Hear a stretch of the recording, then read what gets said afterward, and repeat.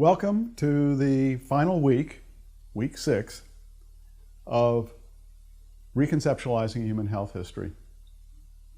This third segment is about the campaign against intestinal disease. The ancient problem of intestinal disease, transmitted through polluted soil, water, and food, is still a major health challenge in the developing world. In the wealthier nations, expensive systems of sewerage and water treatment have been extended to most areas. Most citizens of wealthy nations take potable water from the tap for granted. Most have no idea what happens to human waste once the toilet is flushed. The same, of course, is not true in the developing world. In the post-World War II period, water delivery and water treatment plants in many urban areas were built, although rapid urban population in-migration has overwhelmed most of these systems. The costs of providing potable water to urban communities have been high, and the urban poor have frequently lacked the political power to secure these services. In developing nations, however, the prospects for acquiring modern systems of human waste disposal are poor, outside of the privileged communities in the major cities and resort areas. This is in part because the systems are very expensive.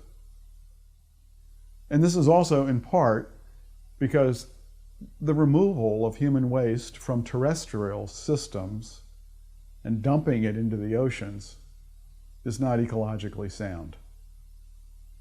If the wealthier nations were designing their waste disposal systems anew, they would almost certainly not opt for the ones they have today.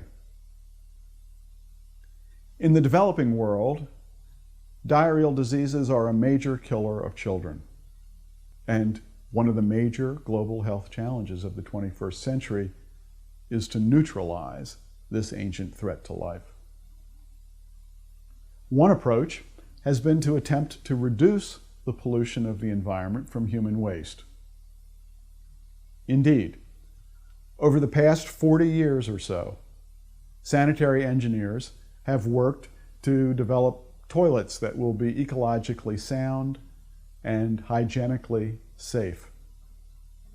Experience has taught that there is no one toilet system that will be universally acceptable, and that there are a variety of issues that are difficult to address, and that help to explain why initiatives to reform human defecation practices have not enjoyed wide success over the past several decades.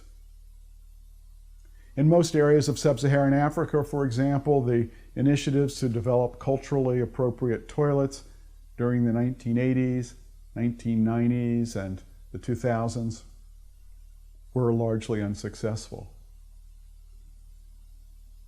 Another major approach to the control of diarrheal disease is through immunization.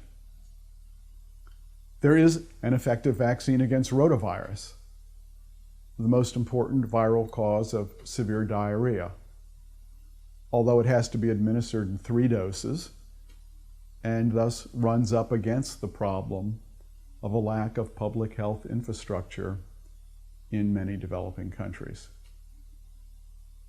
There are also vaccines against cholera and against typhoid fever, although these are only partially effective and are considered useful in combination with programs to provide clean water and sanitation. One approach to reducing the intestinal parasite burden is to give school children a vermifuge to expel intestinal worms, particularly hookworm and whipworm and roundworm, on a regular basis. These are typically semi-annual treatments.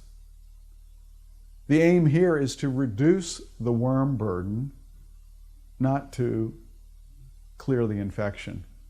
It's ongoing because there's no agreed upon path forward to the hygienic disposal or recycling of human waste.